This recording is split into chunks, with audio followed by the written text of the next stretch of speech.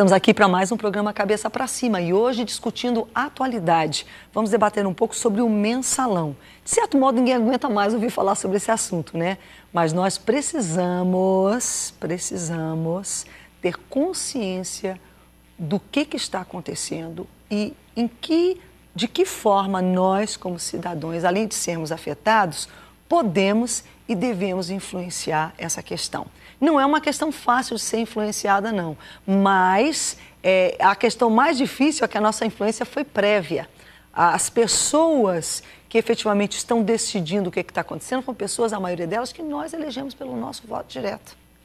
Foi lá atrás. Então é um controle prévio, indireto, mas ele existiu. Como é então que nós vamos exercer esse voto para frente? Não adianta. Sempre a gente tem que olhar para trás para tirar a lição para frente. Daquilo que está acontecendo. E uma das questões que eu percebo é, de certo modo, porque a gente cansa do assunto, a gente vai ficando desinformado. E a falta de informação, a ignorância, portanto, é péssima, conselheira. Então, vamos ficar atentos hoje, ligadinhos, vamos tentar levar por uma via bem prática, entender o que está acontecendo, né? Quais são as possibilidades e, de alguma forma, como é que nós influenciamos tudo isso e qual é o potencial ainda daquilo que depende de nós, né, para frente. Vamos então ao informativo e voltamos com o debate. Com o voto dado pelo ministro Celso de Mello na última quarta-feira, o plenário do Supremo Tribunal Federal decidiu por 6-5 pela validade dos embargos infringentes, recurso que leva a um novo julgamento nas condenações e que o réu obteve ao menos 4 votos favoráveis. A decisão dará uma nova chance nos crimes de lavagem de dinheiro e formação de quadrilha para 12 dos 25 condenados no processo do mensalão. Com isso, o encerramento da ação penal e o cumprimento das prisões que poderiam ocorrer ainda neste ano deve ficar para 2014. A aceitação pelo Supremo dos embargos infringentes poderá levar à mudança do regime de prisão do fechado para o semiaberto de 3 réus, José Dirceu, Delúbio Soares e João Paulo Cunha. Mesmo que os condenados não consigam absolvições, mas obtenham diminuição das penas, isso pode levar a prescrições, situação em que o condenado não pode mais ser punido em razão do tempo decorrido do cometimento do delito. Bem, conosco hoje para debater é bom tê-lo de volta, Cacau de Brito, que é advogado e coordenador do movimento O Rio Pede Paz. O Rio pede paz, o Brasil pede paz, o mundo pede paz. Cacau, bem-vindo. Verdade, prazer estar aqui de volta e hoje debatendo aí um assunto polêmico, está na boca de todo mundo. Verdade. E todo jornal que você abre hoje no Brasil, todos os dias da semana, tem editoriais sobre o assunto. A sociedade um pouco frustrada porque esperava um outro julgamento. Mas nós sabemos que o direito não é algo matemático. Há muitas surpresas. O Supremo é uma casa também política, aliás, genuinamente política. Embora queiram negar. Não, com certeza. Sofre pressão dos poderosos, da sociedade. E dizem que não podem sofrer, não podem se influenciar pelas massas. O homem, quem está lá é o homem, né?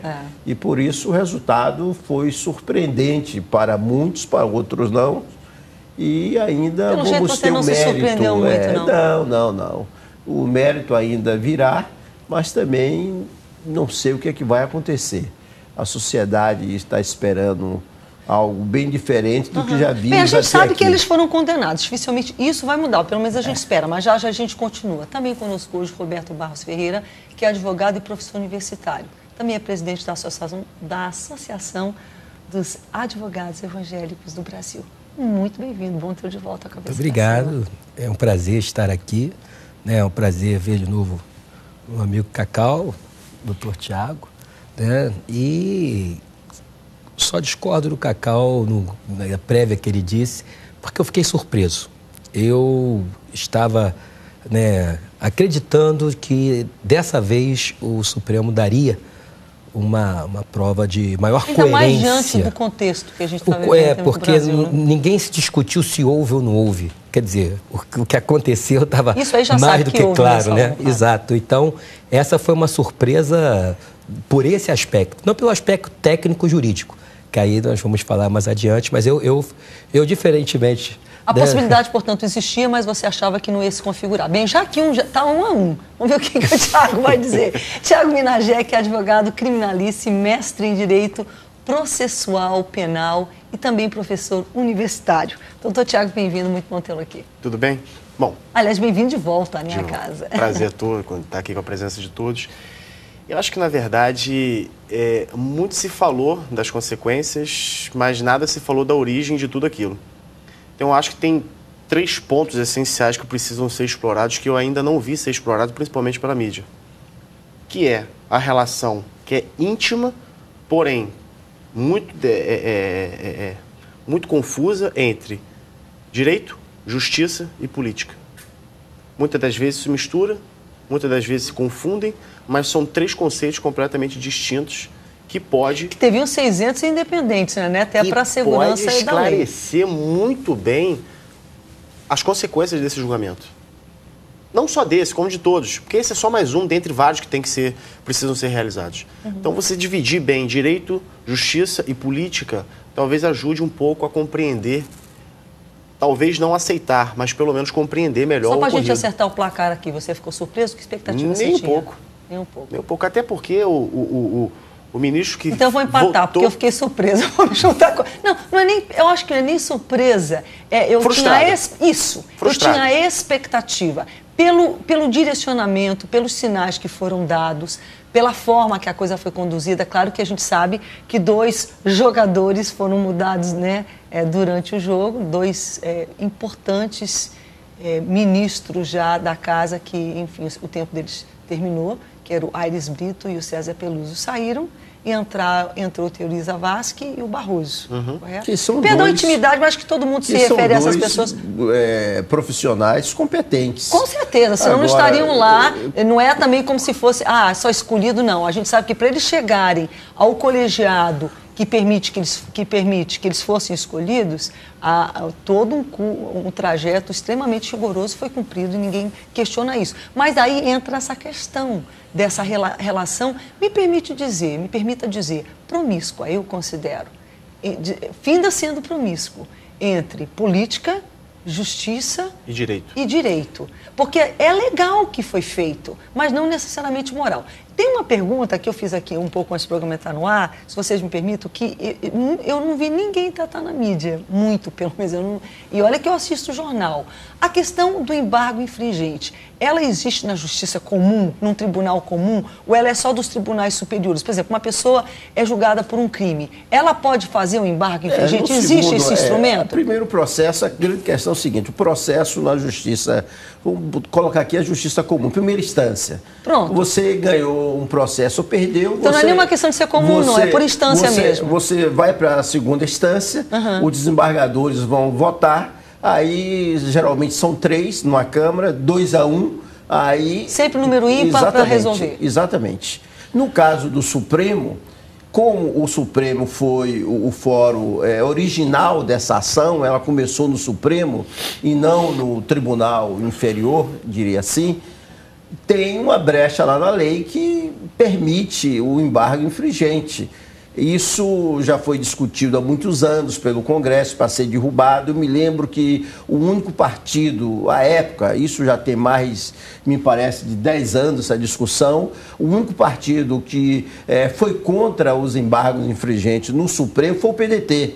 Todos esses outros partidos que estão aí falando, sendo contra, todos eles votaram a favor. E hoje, por uma questão de conveniência... Vocês estão vendo que eu estou falando por história? Por isso que eu falo, a história é difícil, porque a gente vota essas pessoas, fomos nós que escolhemos elas. Por uma questão de conveniência... É retroativo, mas a gente tem que ver para projetar isso para o futuro. Agora... Até aproveitando essa fala que o Cacau disse... Eu te interrompi, eu volto contigo. Porque os embargos infringentes, eles só cabem em instância superior.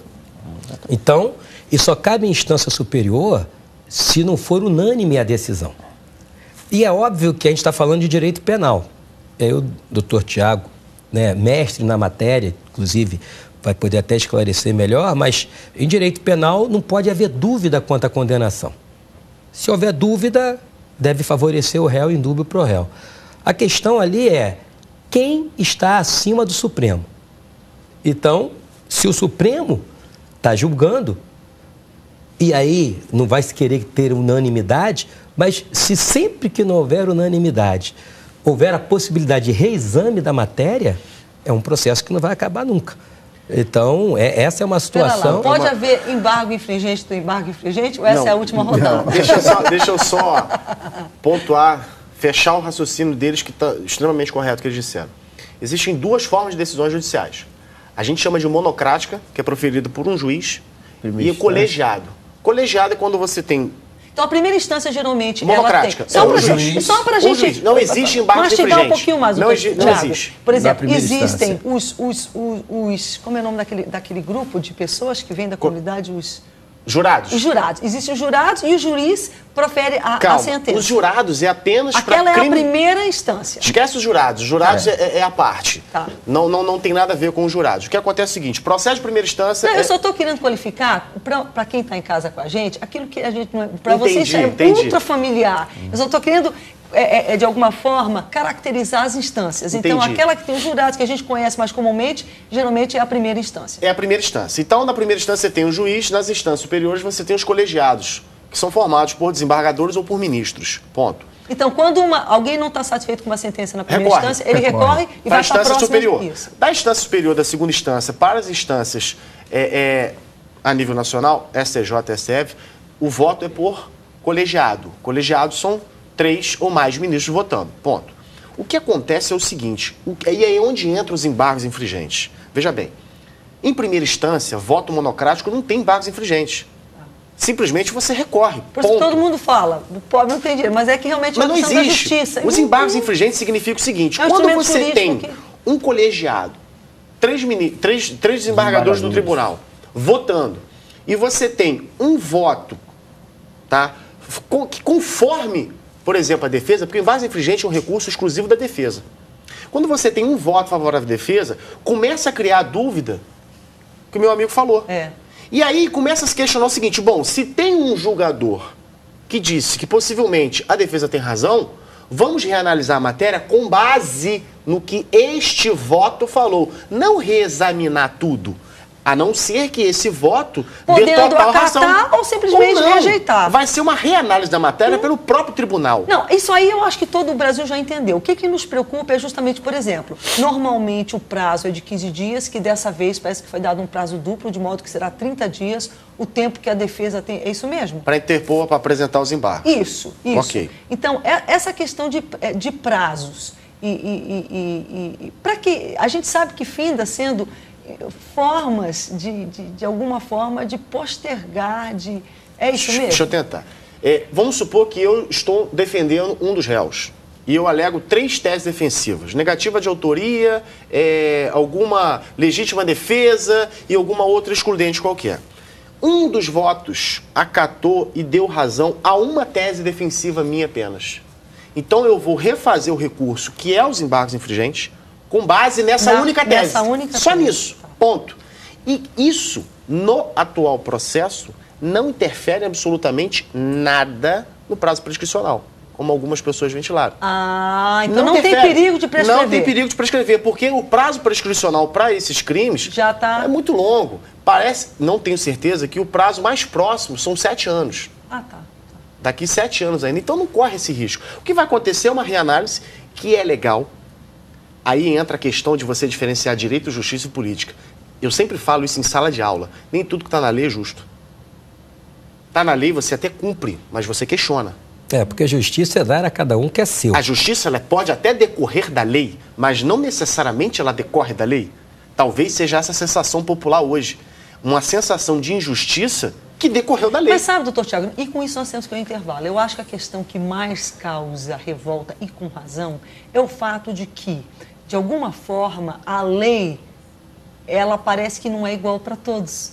Porque, nesse sentido, a gente sabe que, a não ser que a pessoa, até o caso, a pessoa tem como recorrer e chegar a essas outras instâncias, e claro que qualquer pessoa pode, e na verdade a gente sabe que não pode não é uma coisa assim tão simples. Na prática não consegue. Na prática não consegue, você disse tudo. Então, finda que parece que para alguns são privilegiados, outros não. Nós vamos ao intervalo e a gente retorna. Eu acho que uma das coisas que foi interessante aqui, ficou pontuado e entendido aqui, que esse instrumento, ele é das instâncias superiores, é uma característica, e 2, que a questão da prescrição do crime é praticamente inviável. Embora que, e a gente deixa esse gancho no próximo bloco, o fato do Supremo estar se demorando tanto com esse, não pode estar dando brecha para outros processos que já estão mais próximos da prescrição, prescreverem, porque o Supremo está detido com isso e não pode, então, ir à frente, trabalhar e fazer outras coisas. A gente volta já já. Cabeça pra cima. Hoje nós estamos debatendo sobre o mensalão e tentando, inclusive, entender, assumir. Eu acho assim que, de alguma forma, a gente fica... todos nós estamos, no mínimo, frustrados, outros revoltados e outros nem um pingo surpresos, de alguma forma, conhecem um pouco melhor esses trâmites, né? Ou não é nem uma questão de conhecer. Por exemplo, o Roberto conhece muito bem os trâmites, mas tinha uma expectativa, tinha, de alguma forma, a esperança, o desejo, mesmo. A esperança está aí, de que as coisas... Eu tinha também, eu achava que haveria votos, eu tinha expectativa, a gente sabe. A esperança era de mudança. Fulano vai votar a favor, fulano vai votar a favor. Mas alguns votaram a favor, realmente, que eu não esperava. Mas aí tem aí é uma grande questão hoje no Supremo, que é uma casa muito vaidosa, e hoje nós sabemos que há um presidente extremamente polêmico, e muita gente até achou, ouvi muito isso da imprensa, não sei se vocês ouviram, dizendo que estavam ali votando contra o presidente do Supremo. Então, o Joaquim Barbosa, ele estava muito em foco nessa questão, e de cara já havia um grupo, não sei Virou se uma questão um pouco de caprichos internos, independente dos méritos. Então, houve muito isso. Agora, evidentemente, com a questão tão polêmica, e tanto é assim, que houve um empate de 5-5. E quando eu disse que não havia surpresa, porque ali havia ministro que deveria se colocar como impedido por relações diretas. E esse ministro, desde cedo, disse, não, eu vou votar. Quer dizer, eu já sabia e todo mundo sabia o voto dele, para que lado seria. Por isso que eu falei, a gente falou, fulano vai, cicrano vai. Não teria surpresa. Portanto, nós sabemos que o Supremo é uma casa extremamente, como disse no início, política, não tenha dúvida. Os advogados que foram escolhidos, será que alguém até já perguntou, são os melhores advogados que estão ali defendendo aquelas pessoas? Que têm mais influência política. Mas são advogados que conhecem bem os ministros, conhecem bem a casa, e isso facilita você contratar um advogado que conhece, além de ser, são bons advogados, são pessoas que têm relações diretas. Mas olha só, Cacau, para todos, para um cidadão comum, isso é um escândalo. Sim, mas eu acho que não há como evitar isso. Mas, Cacau, deixa eu aproveitar aquilo que você falou no início, que eu acho que a questão política aí, e eu acho que essa é a questão histórica, você já estava falando e a gente acabou interrompendo, a questão se caberia ou não os embargos. Os partidos políticos, através de seus representantes, que são os que nos representam, são os que criam a lei. E aí, você falou muito bem, lá atrás, quando se discutiu isso... Mas é uma coisa... E aí você começa a entender o seguinte, mas a lei é justa ou injusta? Como o Tiago estava falando, né? Bom, justiça é dar a cada um o que é seu. Ok. Houve um julgamento, né? Parece que a gente está falando de algo absolutamente diferente, mas houve um julgamento agora recente do goleiro, ex-goleiro Bruno, onde havia-se uma tese, de certa forma, pacífica, de que, olha, o homicídio, ele só pode, evidentemente, existir se houver o corpo para provar que houve homicídio. Sem a presença do corpo, o homicídio... A mídia, em cima de tudo que aconteceu, em cima da forma como se fez, a gente vê que atropelou várias situações, foram atropeladas ali, várias questões foram levadas e, olha, temos que mostrar que a justiça é séria. E mesmo sem o corpo... É isso que me preocupa. Essa ânsia de mostrar a seriedade da justiça, você atropelar direitos da pessoa. Mas em certos casos... Não, mas esse... Mas esse caso não ficou provado? Os caras não confessaram que, enfim... Olha só, confessar... Alguém tem dúvida? Confessar sobre tortura, mas eu acho que eu confesso qualquer coisa. Sobre tortura, você fica submetido aos caprichos. Mas ele ficou preso isso é verdade. Antes da condenação. Só um dado para corroborar aqui, principalmente essa questão política, existe um projeto de lei no Senado do novo Código de Processo Penal, PLS 156 de 2009. Está lá, acessa pela internet, tudo bonitinho. Ocorre o seguinte, está previsto no projeto de lei os embargos infringentes. Se o embargos infringente fosse algo tão absurdo como estão dizendo que é, e aqui eu não estou querendo defender ninguém do processo, eu estou falando legalmente. Se o embargos infringente fosse algo tão absurdo, ele não constava no projeto de lei que vai entrar em vigor daqui sabe lá quantos anos, ainda para frente. Quer dizer, daqui em 2020, daqui 8, 7 anos, o embargos infringente vai dar normatizado. Na verdade, então, código. É um instrumento que visa que realmente a pessoa tenha o direito de se defender se há dúvida quanto à inocência dela ou não. Deixa eu só colocar uma questão aqui. Eu só acho que para o Supremo não caberia. Para o Supremo, os embargos infringentes me parece que não seria aí a melhor forma de apresentar a defesa por ser a instância que é. A questão é tão delicada que houve um empate. Exatamente. Não é algo assim tão simples. Não. Os embargos infringentes eu concordo. Mas só essa semana eu vi instâncias. uma entrevista num programa que eu gosto, enfim, da TV brasileira, com o ex-ministro Francisco Rezec.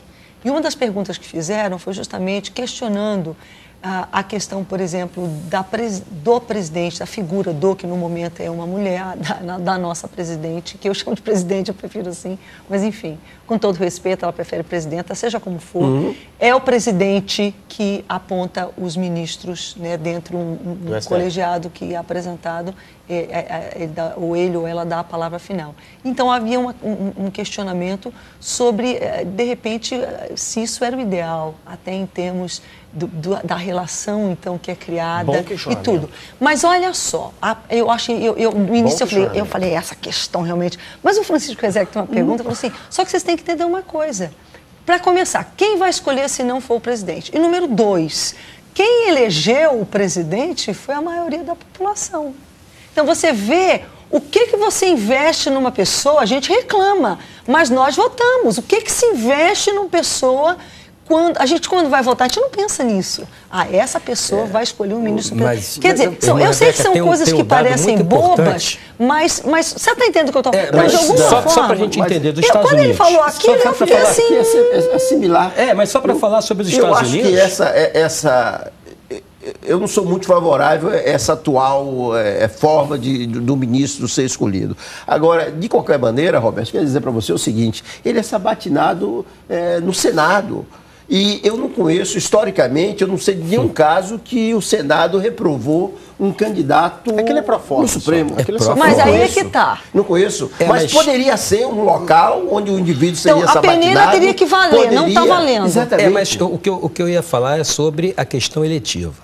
Nos Estados Unidos, o juízo de primeiro grau é cargo eletivo. É verdade. Então, de xerife é cargo eletivo. O juiz ele é eleito pelo voto direto da população. É verdade. E aí se discute muito se esse seria o melhor. O secretário de Segurança Pública, que a gente chama de xerife, também é eleito pelo povo. E aí, no caso, você pode ter doações dos escritórios de advocacia para a campanha daquele que quer ser juiz. E aí você fala, qual a isenção? É claro que nós estamos falando de um outro ordenamento jurídico, mas quando se diz que... Não é uma questão tão fácil, portanto, de acertar. O que eu acho interessante na discussão é buscar debater se está certo ou errado, justo ou injusto. O que eu discordo plenamente é, por exemplo, independente do réu, independente do processo, de no curso do processo querer mudar a regra e pegar quem está ali de surpresa. Porque isso você abre um precedente. Então não é nenhuma aberração. Fica claro que o instrumento do embargo infringente é algo nenhuma. Criou-se um monstro como se o embargo infringente fosse algo que tivesse surgido agora, justamente para beneficiar politicamente. Vamos avançar um pouquinho. A partir do ponto que a gente sabe que foi acatado o embargo infringente, a gente sabe que não pode haver embargo do embargo, então essa é a última rodada. Ok. Número 1. Número 2. A questão, você falou que não é todo o processo que vai ser novamente debatido, mas sim aqueles específicos. Vou falar isso qual é o poder? Não, o que especificamente gira em torno de embargos infringentes foi o seguinte, a pena do Mas crime... a mídia não está bem passando isso, não. Então, essa é a questão. E muitas pessoas, em sala de aula, eu falo, gente, quem é a favor dos embargos infringentes? Eu sou contra. O que é embargos infringentes? Não sei. Porque o que acontece? É difícil. A discussão central desse processo está no crime de formação de quadrilha. Eu não me recordo o ano. Eu sei que houve uma alteração legislativa na década de 90 que era uma pena inferior à atual, né? Então dizia o seguinte, bom, se o crime foi praticado no período da pena menor, a pena a ser aplicada seria a pena menor. Não agora a pena maior. Claro, porque... A discussão é exatamente... Então, se suponhamos que esse seja o único ponto divergente no julgamento do mensalão, os embargos infringentes vai girar em torno apenas disso.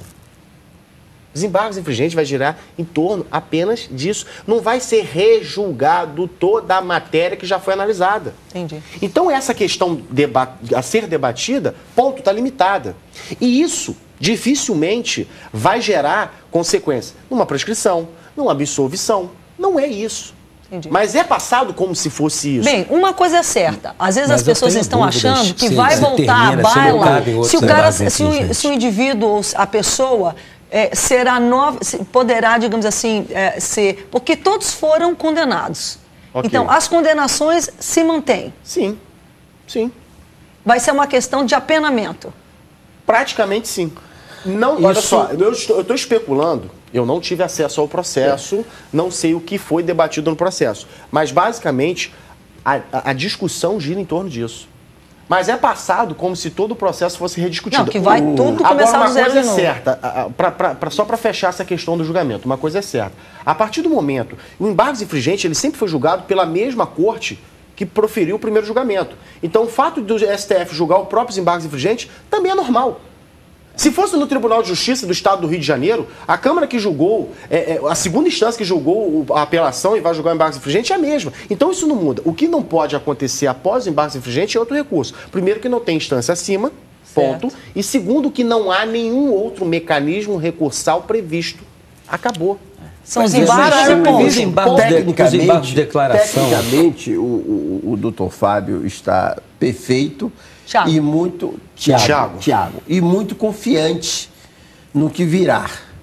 Eu já não tenho essa convicção toda. Eu acho que esse processo ainda vai demorar muitos anos, e aí é o grande perigo, a questão do tempo. Eles vão tentar recursos dentro do que nós chamamos, do que nós chamamos embargo de declaração, da legalidade. Eles vão encontrar, não é algo matemático, vão encontrar, eu espero que não, vão encontrar saídas para que um processo desse fique lá por muitos anos. E aí que é o perigo. Bem, eu espero. Vamos fazer o seguinte. Uma coisa só que eu queria só esclarecer isso. O Supremo vai mudar a sua composição. Mas a gente não pode deixar de observar o seguinte. É claro que nenhum dos três teve acesso aos autos para saber, mas os votos, quando foram proferidos, o próprio Gilmar Mendes, no voto dele, ele deixou bem claro que, olha, não é possível, porque aí vão vir os embargos de declaração. Embargo de declaração, que não tem nada a ver com embargos infringentes, é quando, olha, existe uma obscuridade, ou existe uma contrariedade, ou existe alguma omissão naquilo que foi proferido. Volta para o próprio julgador, no caso, ali para os próprios, para que eles digam se houve ou não aquilo. Aí ele diz, em razão dos embargos de declaração, vão apresentar novos embargos infringentes. E aí ele falou, isso nós vamos acabar nunca. Então, a minha dúvida aqui, e eu estou... Primeira coisa, não sou contra, em hipótese alguma, até porque eu sou advogado militante, aos embargos infringentes. Só acredito que, se existe uma Corte Suprema, ela tem que ter um limite ali, de forma a que se, olha, entenda, aqui nós não vamos ter... Como é que eu vou ter unanimidade? E o caso é tão debatido que... Vamos fazer o seguinte, 5-5, levando em conta essa questão política, esse momento político, que a gente realmente tem que vir para o intervalo, até que ponto o ano que vem é um ano de eleição, certo? Uhum. Então, até que ponto alguma estratégia do lidar com essa questão pode estar relacionada, inclusive, a esse timing político? a esse momento, ou de querer ou não ter desgaste, ou não ter desgaste, ou ter novidade, não ter novidade, ter condenação, não sei. Entendeu? E uma das questões que eu deixei no bloco anterior, que a gente não tratou nesse bloco, para encerrar, porque esse já é o nosso último bloco, a questão disso estar tomando tempo e atrapalhando outras questões que podem estar, sim, se prescrevendo. A gente volta já. Cabeça pra cima. Hoje nós estamos debatendo sobre o mensalão, entendemos aqui, aprendemos algumas coisas, embora que há divergências, e claro tem que haver, porque a gente sabe que a questão legal, ela tem tantas, né, entradinhas e saidinhas, mas ficou basicamente entendido aqui que o embargo infringente não é uma novidade, alguma coisa que se tirou da manga, digamos, do casaco, é um instrumento legal conhecido, não só no Supremo Tribunal, mas no STJ como no STF. Superiores. Pronto. E que a questão da prescrição, embora que o Cacau divirja, eles acham que pode se arrastar, ainda é um prazo longo, então não é uma coisa, a probabilidade de haver a prescrição é pequena. Mas antes da gente prosseguir, eu tenho um recadinho para você que está em casa.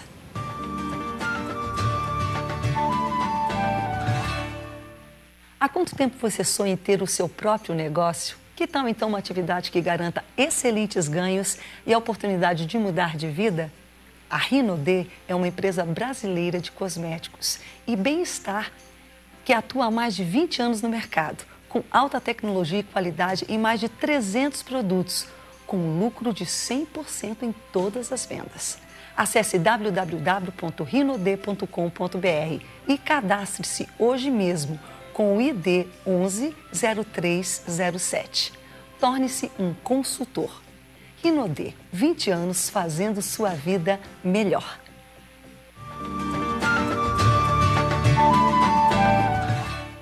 Pelo menos dê uma olhada, conheça um pouco melhor a Rinode, de modo que você possa decidir se é uma oportunidade boa para você, e eu espero de fato que seja. Bem, a questão aqui hoje é a questão, por exemplo, de tudo isso que aconteceu, de alguma forma trouxe a atenção da população algo, um direito que alguém, digamos, numa primeira instância, ou numa instância bem mais abaixo, pode dizer, mas eu quero um embargo infringente. Qual é o risco, a possibilidade, o risco não é nem bem a palavra, mas a possibilidade, por exemplo, da jurisprudência disso? Existe alguma questão? Existe. O meu grande receio como advogado e professor, como profissional da área, é você caçar direitos... Explica, posso te pedir um favor, doutor? Claro. Explica para o nosso telespectador, então, o que é jurisprudência? O que isso significa? Jurisprudência? Jurisprudência são decisões referentes a determinado ponto que outros juízes em outros processos podem se valer de forma similar. Então, geralmente, o Supremo Tribunal, o que ele decide, finda sendo um exemplo bom que aplica para todo mundo. Não que o juiz em instância inferior tenha que seguir, mas pode ser um ponto de orientação para que ele, poxa, se a jurisprudência está caminhando nesse lado, parâmetro jurídico. Pode ser um parâmetro. Então, o que acontece? A minha grande preocupação é você caçar direitos fundamentais, porque o recurso, o direito de recorrer é inerente, isso é direito fundamental da pessoa humana, qualquer pessoa humana. E a minha preocupação disso é você, no meio de um processo, muda a regra, tira os embargos infringentes, eles não são mais cabíveis, e a consequência disso nas instâncias inferiores, para quem não tem condições, por exemplo, de contratar advogados tão competentes como os desse processo de mensalão têm. E aí o que acontece? Pessoas que de nada têm a ver com essa situação acaba por um efeito dominó, a cascada, também sendo prejudicado, porque vai falar, olha só, você também não tem direito. Você, portanto, acha que a questão do embargo infringente é algo que tem que ser mantido, é um instrumento legal? Ponto. É mantido, julgado. Se a condenação vai ser mantida, se vai mudar a pena ou não, é uma outra história. O que me incomoda nessa discussão é a possibilidade ou não de aceitabilidade do embargo infringente. Isso aí já foi, acho que já ultrapassado, essa discussão, né? Foi aceito. Tá. Agora, qual é o meu receio? Essa jurisprudência agora, de, vamos colocar assim, rejeição dos embargos infringentes, prejudicar quem não tem nada a ver com isso, porque uma coisa é fato, a justiça é igual para todos, a lei é igual para todos, vírgula. Para quem tem condições de contratar um advogado competente, que saiba o que está fazendo, que contrata o doutor Cacau, que sabe o que está fazendo. Agora, aquele que não tem condições, ele não tem como saber o que é embargos infringentes, porque quem defende ele talvez não tenha tanta capacidade técnica para isso. Não é só nem capacidade técnica, mas influência. Que hoje no Brasil, infelizmente... E aí imagina uma situação dessa, derrubando os influentes, como que não vai ser com quem não tem influência? Vai ser atropelado. Eu só queria discordar no sentido, perguntou sobre jurisprudência. Jurisprudência é jurisprudence, prudência do bom direito. Então, Olha, o direito vem se demonstrando dessa forma, é assim que nós devemos julgar. Daí, então, vamos dizer que o costume dos julgamentos sobre determinadas situações, mas isso tudo é baseado nos princípios gerais do direito. E eu, de uma forma, interpretei errado quando apresentei. Eu apresentei no sentido da pessoa evocar o direito, na verdade, ele está preocupado de ser tirado do direito de algo que já existe. Exatamente. Mas na verdade, eu não posso ser leviano de dizer que sou contra os embargos infringentes. Só você que já disse existem isso, outros princípios do direito que são constitucionais, que é, por exemplo, o prazo razoável do processo. Então, até que ponto, inclusive, essa questão do prazo está atrapalhando outros processos?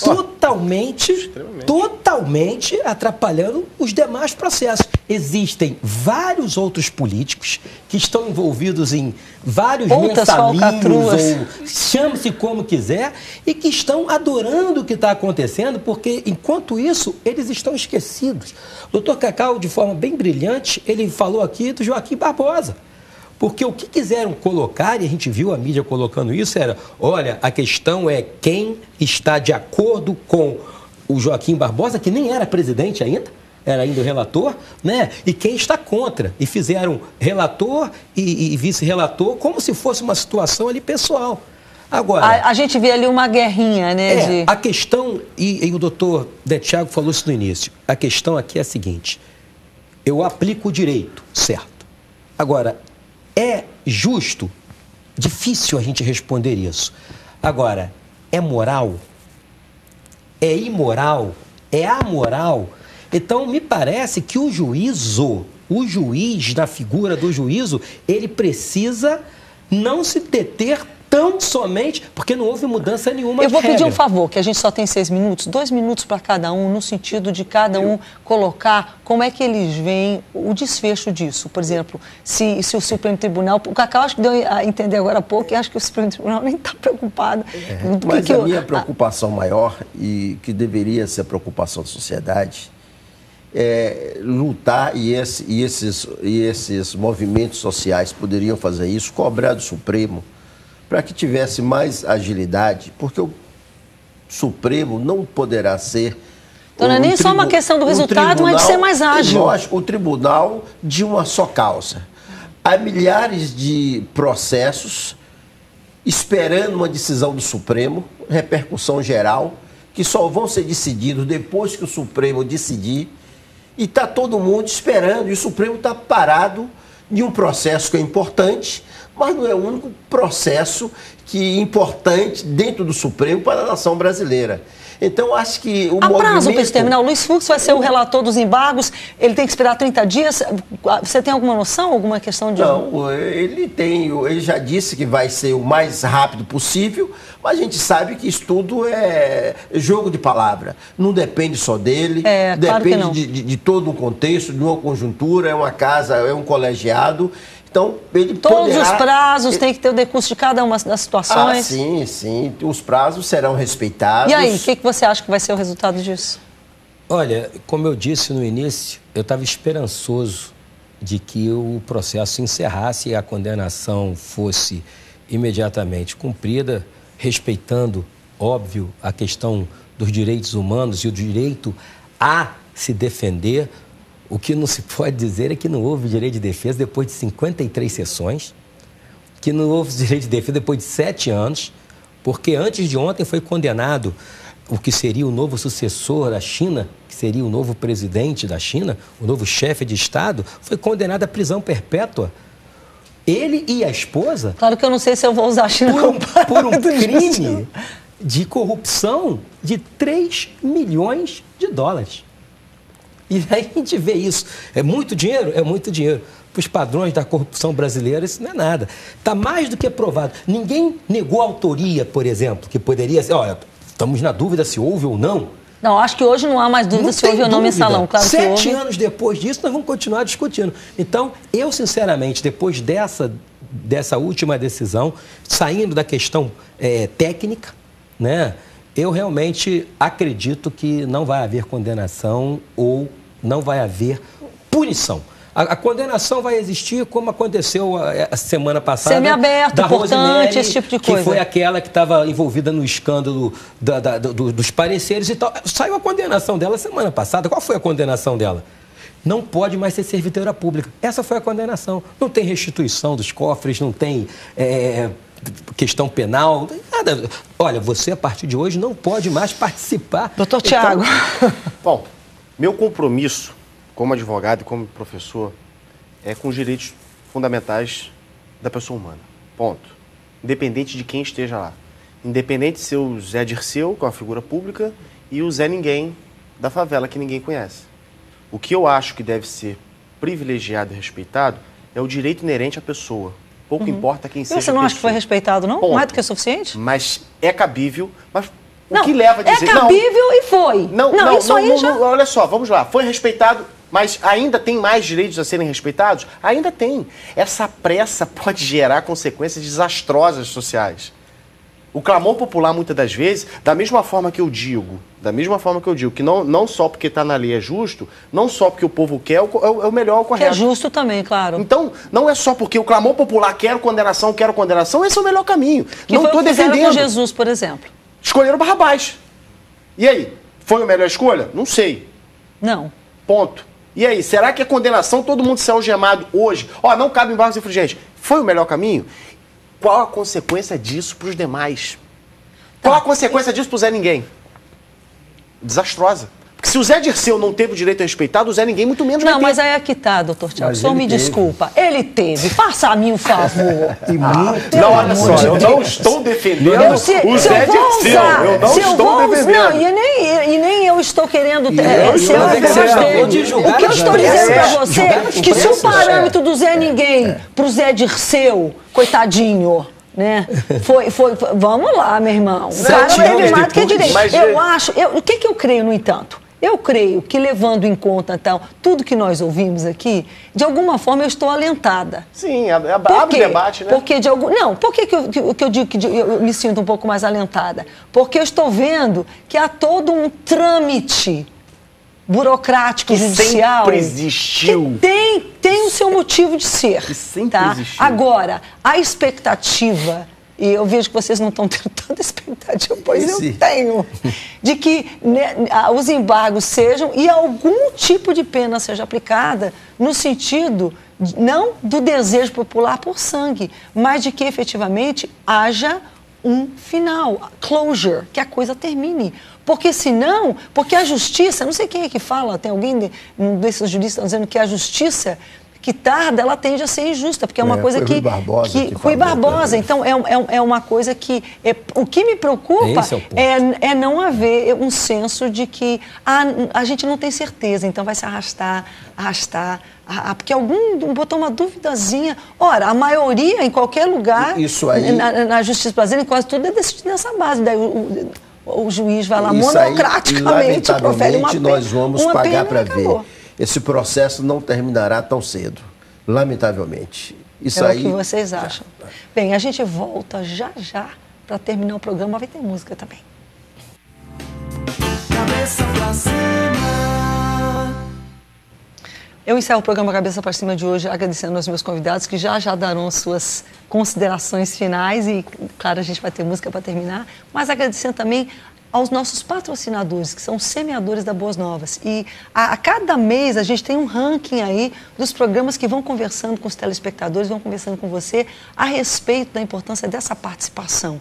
E aqui e ali o Cabeça para Cima dá uma subida, dá uma caída. Então eu quero que hoje você atente se você gosta do programa, se você quer ajudar. Então, o nosso call center está aí à sua disposição. Você pode entrar também no nosso site e se alistar como um semeador da Boas Novas e, dessa forma, patrocinar, literalmente, participar ativamente. É assim, nesses 20 anos de história, que a Boas Novas foi construída. Pode parecer incrível, não é verdade? Mas essa é a nossa história. E você já conhece ela durante esses 20 anos. Então, junte-se a nós hoje, agora, e se torne um semeador. Quero agradecer, Cacau.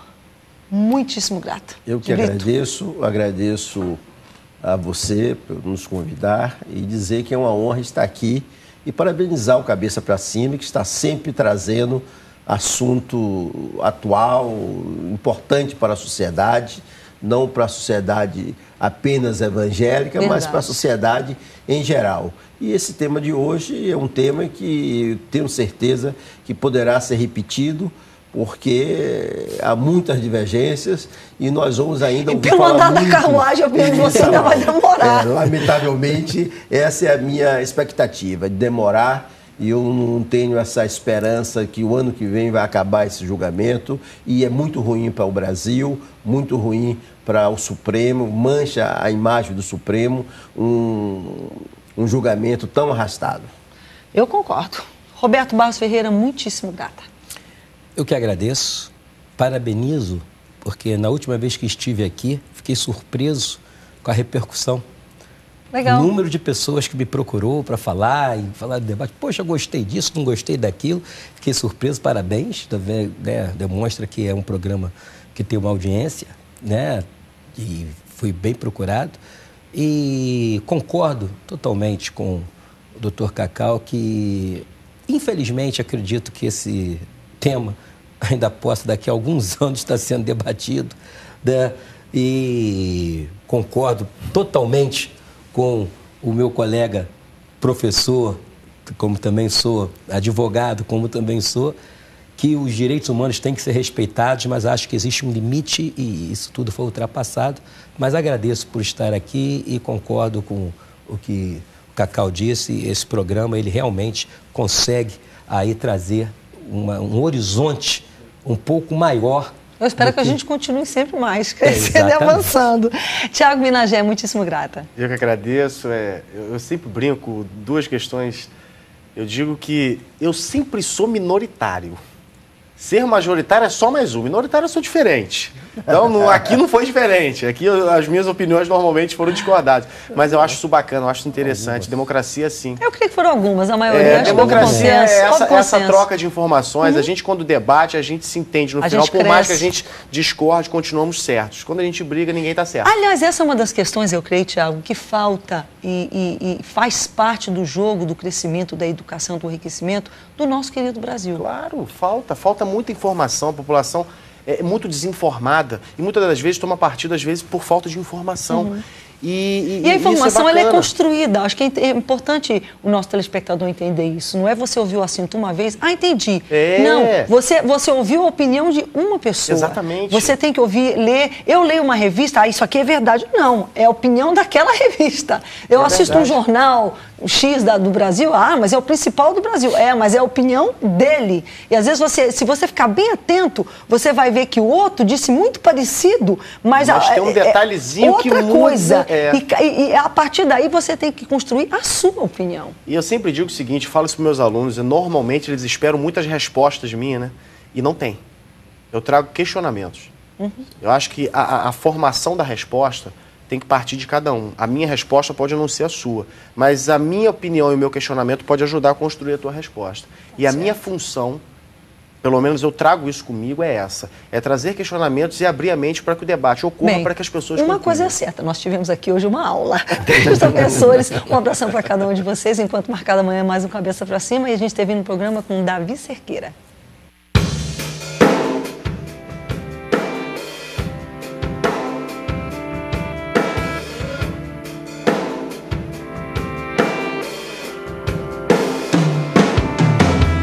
Quantas dores eu vivi pra chegar até aqui, e quantas vezes eu perdi. Já é hora de seguir.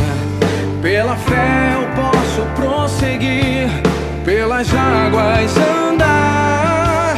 Me dá forças pra não desistir e me faz alcançar.